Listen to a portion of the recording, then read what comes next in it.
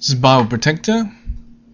I've got a video on YouTube called James White's Big Question Answered.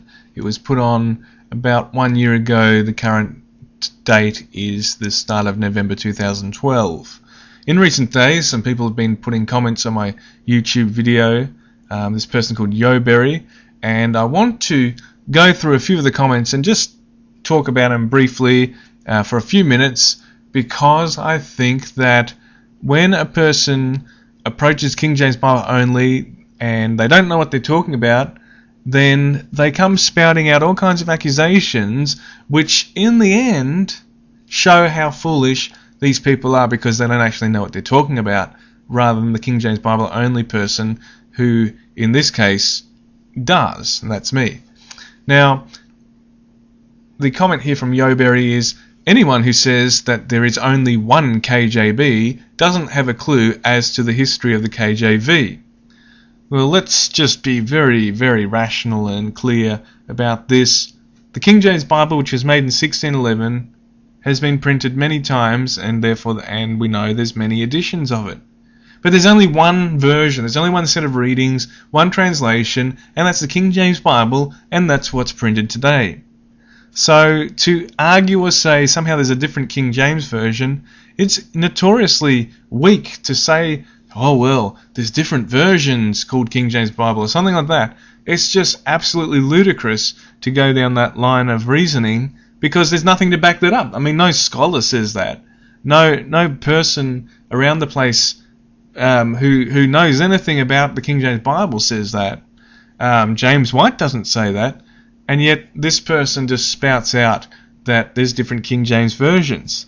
Now let me just briefly point out, it's not a comment that's put up by this person, but it's an argument that some people on the negative side do make. They might say, well, you don't have the Apocrypha anymore, or the margin notes have been taken out. Well, both of these things are incorrect. We still have margin notes and the Apocrypha is still printed. Nevertheless, whether or not those things are printed or not printed has no effect on whether or not we have the King James Version today. The text and translation has not really been altered since 1611. And that's the point. Because this person is trying to argue and says, and I quote, "There were different editions from the very beginning, with the he and she Bibles printed in 1611 over Ruth 3:15. Further, there was the major Blaney revision of 1769. Altogether, Blaney's 1769 text differed from the 1611 text in around 24,000 places. Since then, a few other changes have been made, and 30 of Blaney's proposed changes have subsequently been reverted." Now, the point I want to bring out here, first, to question this number 24,000. I mean, whose number is this? You can look at the American Revisers of the 1850s, you can look at Scrivener, and there's different numbers that are suggested. But how one comes to a number like 24,000 most likely is because what they do is they compare every single spelling difference, every single comma or whatever, and then count them together, and you come to some astronomically huge number, and then you can say, well, there's this huge amount of differences between 1611 and 1769. But do you know those differences are all to do with the correction of typographical errors from 1611, the standardization of the language of spelling over the years, and then of course they might include, and certainly it's taken place, things such as that there's more words put in italics now than what was before. These kind of things do not count for actual real translation or textual changes in the history of the King James Bible. And to somehow imply or say, well, because there's been some huge number of letter by letter and comma and full stop differences or something, that somehow or other we must have a completely different Bible version now, it's absolutely baseless to make such a claim as that. And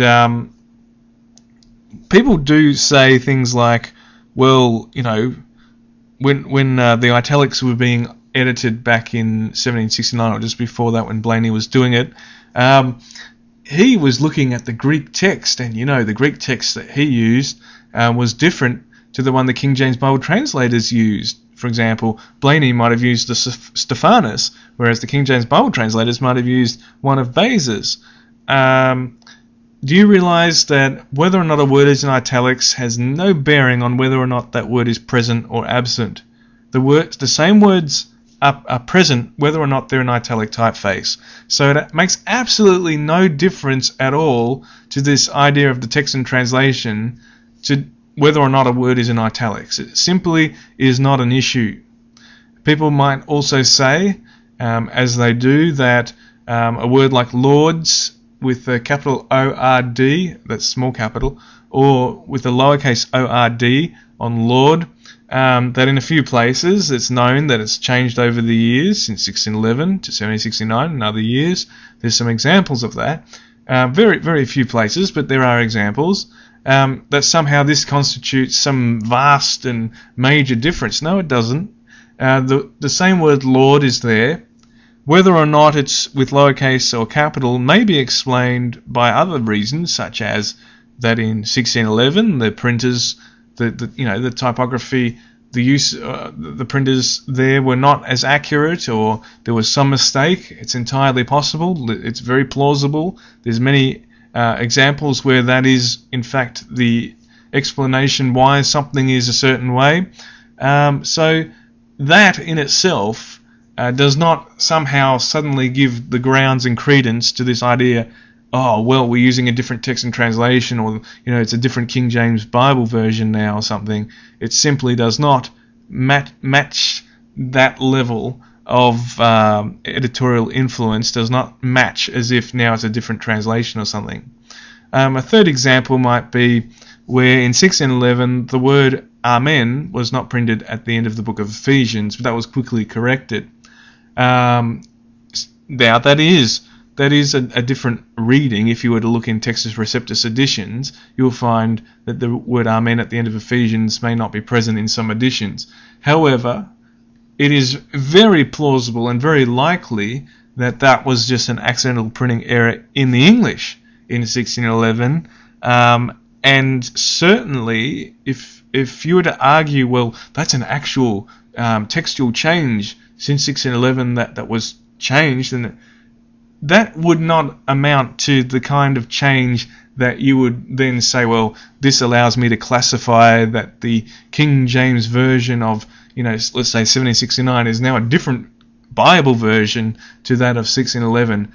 The word Amen being absent or present in itself is not of that level of significance, and that's the kind of level of argumentation that might rationally be made against the position which I'm standing for, which is to say there's not really a real case to make to say that the text and translation has changed and somehow or other we're using a different Bible version. We simply are not using a different Bible version. It's the same version. Yes, there may be, there's all kinds of spelling changes all over the place. There's all kinds of minor things like that. But there's certainly nothing to say that we're using a different version and translation. It's just not of a level where you would say that. Now, that comes to another related point, and I'll go down in the notes if I can just find where that person makes the comment.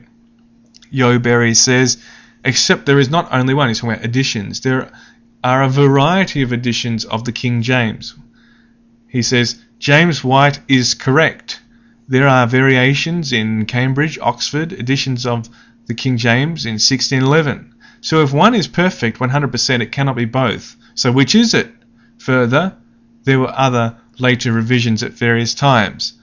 Well, the answer to that is very, very simple, and it's this: that the perfect text and the perfect translation, that is to say, the King James Bible, which we all accept, was made in 1611, had been printed over the years in different editions, and we have it today, and that's the end of the story. We've got it now. As for which edition is correct, well, one only needs to look at any of my videos or go on my Bible Protector website to simply see the answer to that question, which is received tradition points to through the Cambridge line, Cambridge particular edition called the Pure Cambridge edition, which is the one that we uphold as the standard, and that's the end of any variation as far as, well, how do you spell a word, what should be the correct punctuation at a place, or anything like that. It's all that's it. That's how it's answered. So anyone trying to ask a question, well, which King James version is perfect, they seem to be either ignorant or deceptive or both. And it's okay to ask a genuine question, but this does not seem genuine at all. And to show that it's not genuine, I will go to a comment where this person shows the level of how laughable and how weak and ridiculous their position really is. And I'll just find that place in the comments.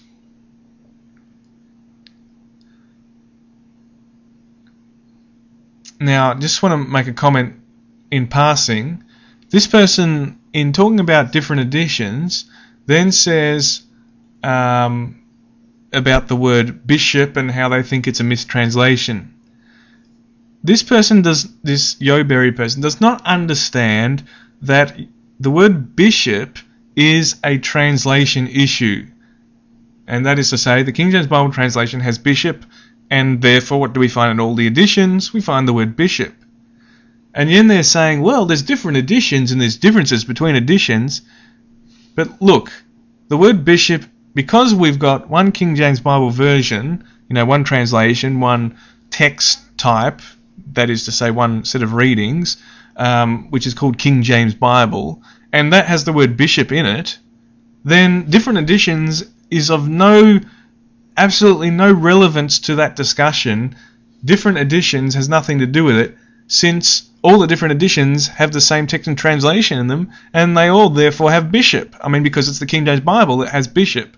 So this person is not understanding that text and translation is a different issue to differences between the Oxford and Cambridge editions, and the differences between the Oxford and Cambridge editions are, on the level of how do you spell a word, were editors right, or should have they made a correction somewhere in something based on whether it's standardizing the language, the English, or making some kind of editorial decision as to whether something was a typographical error or things like that. Now, it becomes so laughable here, and that's the comment I wanted to come to, where this yeoberry person says, actually, I've never read White's book.